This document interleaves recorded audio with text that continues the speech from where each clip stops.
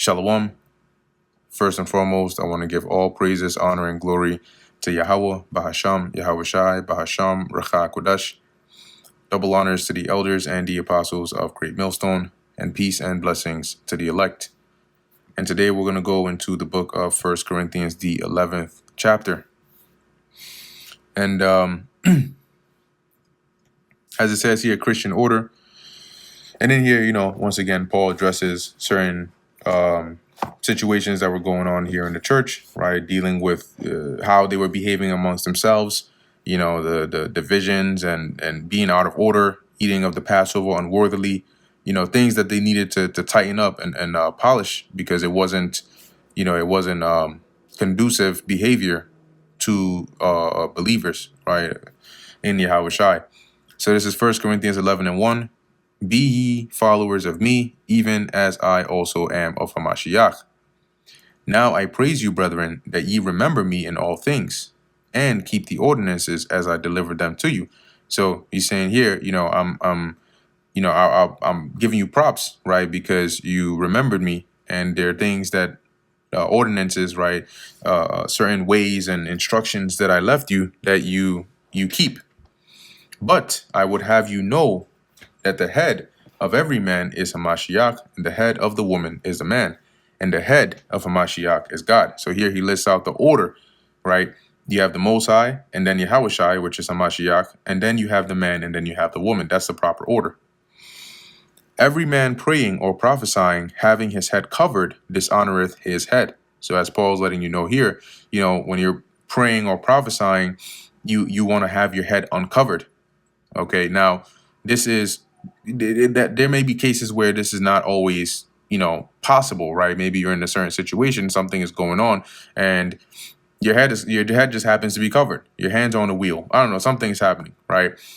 It doesn't mean you stop. You're in immediate danger, or something is going on, and you have to say a prayer. But you're like, oh wait, no, I got my hoodie on, or something is on my head, and I can't take it off right now because my hands are not available, so I can't pray. No, you can still pray. But the point that he's making here is, generally speaking, when you're praying as a man or prophesying, you ought to have your head uncovered. Verse 5, but every woman that prayeth or prophesieth with her head uncovered dishonoreth her head. For that is even all one as if she were shaven. So here he's saying the dishonor, right? That the level or the equivalence of a woman having her head uncovered when she prays or prophesieth is as though she had her head shaved.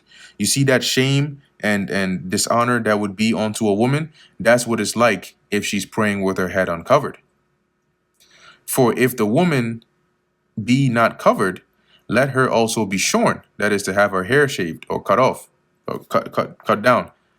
But if it be a shame for a woman to be shorn or shaven, let her be covered. So he's saying here, well, it's all in the same, right? It's the equivalent of having your hair cut short or shaved. So if you don't want to have your head covered, then you might as well have it shaved off, because it's one and the same thing. That's like the equivalent of the kind of dishonor or shame that it brings. And if that's not what you want, then keep your head covered when you're doing these things. Verse 7, for a man indeed ought not to cover his head, for as much as he is the image and glory of God, but the woman is the glory of the man. Right, because the head of the man is Hamashiach, and the head of the woman is the man. For the man is not of the woman, but the woman of the man. Neither was the man created for the woman, but the woman for the man. So let's look at this in the NLT. And as you can see in most of these other translations, right, even the NKJV, for man is not from woman, but woman from man. For the first man, NLT, didn't come from woman, but the first woman came from man. Now, keep in mind that we understand the mystery of the creation, right? The story and how it actually breaks down. But the allegory of it, okay, is what Paul is using here, right? How it says that of man, came, like the Lord took woman from man. That's the point that he's making here. Although we understand, the the actual symbolic meaning of that. But he's saying here, he's making a point that the man is first. Okay, God created and formed the man first, and then the woman. So the man didn't come of the woman, but the woman of the man. And that's why the proper order is the head of the woman is the man. Neither was the man created for the woman, but the woman for the man. When you go back to Genesis, the Lord said that, right? It is not good that man should be alone. Let me make him and help me. That's why the woman was created. For this cause ought the woman to have power on her head because of the angels. Let's read this in the NLT. For this reason, and because the angels are watching, a woman should wear a covering on her head to show she is under authority. Nevertheless, neither is the man without the woman, neither the woman without the man in the Lord. So even though, as it says here, the man was first and the woman after, and they have different roles, they're still, interdependent on each other, right? The Lord made us have separate roles, but it's through the union of a man and woman that life comes forth, right? So, but among the Lord's people, women are not independent of men, and men are not independent of women. For as the woman is of the man, even so the man also by the woman, but all things of God. So even though the beginning started with a woman coming from the man, you still, as the process of reproduction was instituted, you still have that interdependence on both parties to have anything come forth, right? Be it man or woman. So it says here, NLT, for although the first woman came from man, every other man was born from a woman, and everything comes from God. So that's why he mentioned above, right, that nevertheless, neither is the man without the woman, neither the woman without the man. Judge in yourselves. Is it calmly that a woman pray to God uncovered? So with that being said, I'll let you be the judge. Is it a good thing that a woman should be praying with her head uncovered? Doth not even nature teach you that if a man have long hair, it is a shame unto him? Because that was another thing that they would, another custom or style, you could say, that they had back then. Like today, right? You got people that walk around with man buns. You see that a lot with like Northern Kingdom Israelites. They'll have like the long hair, shave the sides, they'll tie it up or whatnot. But if you have a man whose stature is not that like that of a man, and they're not dressed a certain way, and they're standing, facing opposite from you, and they have that long hair, you might confuse them for a woman. That's why Paul is saying here, it's against nature. It's not a natural thing, right? The appearance of a man should be very distinct from that of a woman. It is a shame unto him. Right? Verse 14 again, doth not even nature itself teach you that if a man have long hair, it is a shame unto him?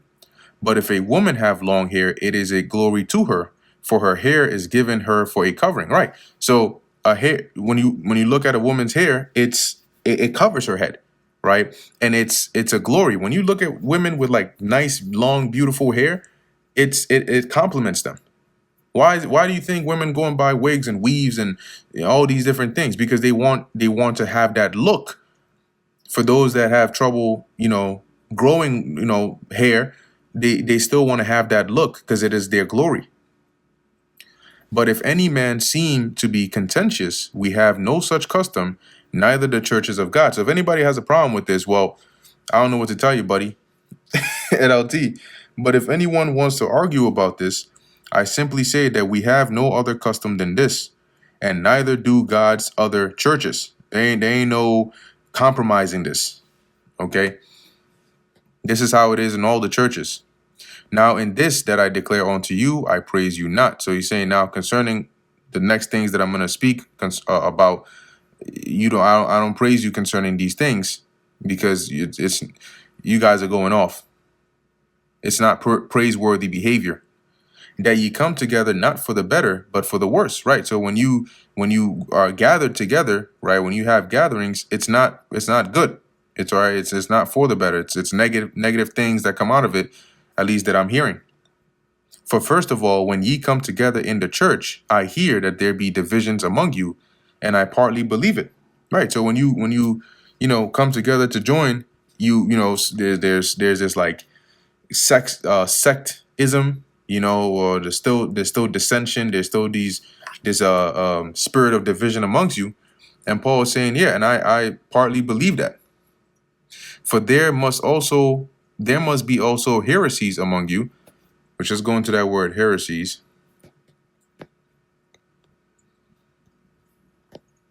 Says here the act of taking a body of men following their own tenets, sect, or party, right? Dissensions arising from diversity of opinions and aims, which goes back to that point that Paul was making about divisions.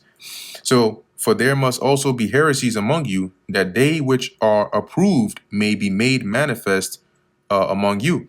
And basically, what he's saying in verse 19 is, when it comes to like the heresies or the divisions, inevitably these things rise. But when they do, they expose, right, who is actually genuine, right, who is genuinely faithful and who is acting selfishly, right, and it shows forth based on how it's handled those that are actually approved among you. And sometimes the Most High will do that, right? He'll stir up situations and events to test and try people, but also to show that, right, based on how certain individuals either rise to the occasion, right, or handle certain situations. Verse 20: When ye come together, therefore, into one place, this is not to eat the Lord's supper. NLT, where you at? When you meet together, you are not really interested in the Lord's supper. For in eating, everyone taketh before other his own supper, and one is hungry and another is drunken. For some of you hurry to eat your own meal without sharing with others. As a result, some go hungry while others get drunk. And you can imagine just the sight of that, right? It's just completely out of order. Okay, it's not orderly, it's not brotherly, it's not becoming of a church of God. What? Have ye not houses to eat and to drink in? Or despise ye the church of God, and shame them that have not? What shall I say unto you? Shall I praise you in this thing? Or in this? I praise you not. NLT, what? Don't you have your own homes for eating and drinking?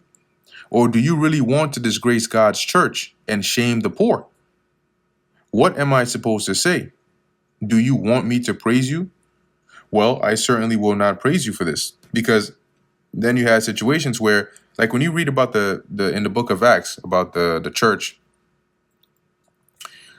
when you read in the book of Acts about the church, you had the case where they would sell their belongings, and then it would be split amongst everybody to make sure that everybody was good.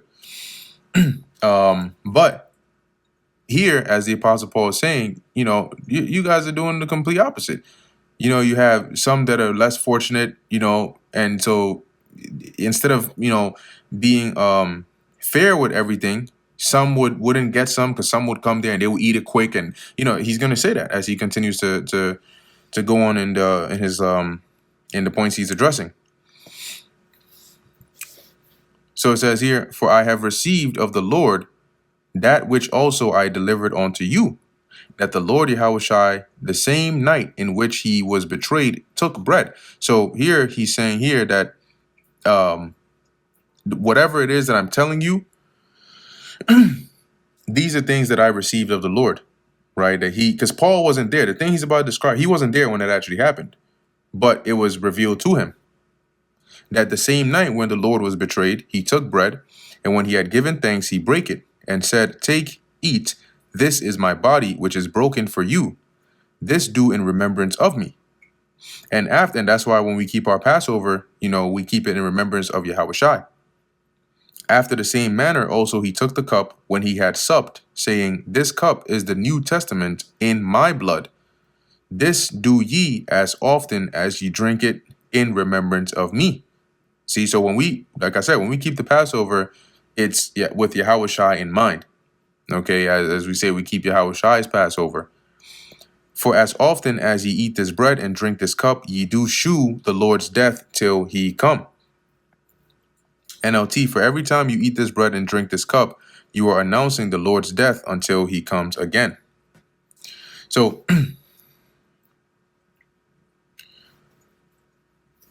verse 27, wherefore whosoever shall eat this bread and drink this cup of the Lord unworthily shall be guilty of the body and blood of the Lord. Because what's going to happen is, if you are unworthy, like carnally you're eating it, but spiritually you're off, right? You're unworthy in the spirit. You're not living in Yahushai according to how we have been instructed to live in Yahushai, but yet you're eating of this Passover. What that's doing, I'll read this in the NLT. I like the wording there. So anyone who eats this bread or drinks this cup of the Lord unworthily is guilty of sinning against the body and blood of the Lord. But let a man examine himself, and so let him eat of that bread and drink of that cup. So before you partake of this Passover, you have to examine yourself and make sure you're right in spirit. Now, it's not, if you're coming to the Passover thinking of it as a meal, like like some people say, a lamb dinner, you're cooked. All right, you're not considering what it actually means to be partaking of the body and blood of Yahushai symbolically. NLT, that is why you should examine yourself before eating the bread and drinking the cup. For he that eateth and drinketh unworthily eateth and drinketh damnation to himself, not discerning the Lord's body. For if you eat the bread or drink the cup without honor, that's the wine, or without honoring the body of Yahushai, you are eating and drinking God's judgment upon yourself, because ultimately you're unworthy. So the significance of being a part of Yahushai will not apply to you. All right, you may be eating of it, but you're not actually going to be considered as part of the body of Yahushai, but rather you're going to be like a trespasser. And then the Lord is going to bring judgment upon you.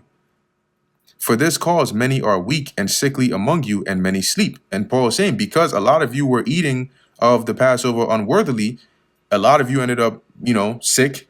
Some of you weak, right, with infirmities, and some of you even dead, because you were drinking damnation onto yourself. You were eating and drinking damnation onto yourself.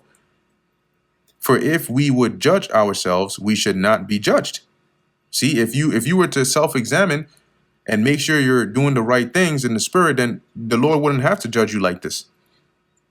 For when we are judged, we are chastened of the Lord, but we should not be condemned with the world, or that we should not be condemned with the world. So when the Lord, brings judgment upon, a believer, if you are of his elect, of his chosen, really is a chastening, it's a correction. And that correction is needful so that you don't end up actually getting condemned with the world. When you do something wrong, you're corrected so you don't do it again, and you do what's right. Because if you keep doing what's wrong, then you'll be judged with the world. Wherefore, my brethren, when ye come together to eat, tarry one for another. Don't, this person comes in here and immediately, whoa, he finishes everything. It's like this individualistic mindset. And that's not the spirit to be in. Then what's the point of gathering? NLT, so my dear brothers and sisters, when you gather for the Lord's Supper, wait for each other. And if any man hunger, let him eat at home, that ye come not together unto condemnation. And the rest will I set in order when I come.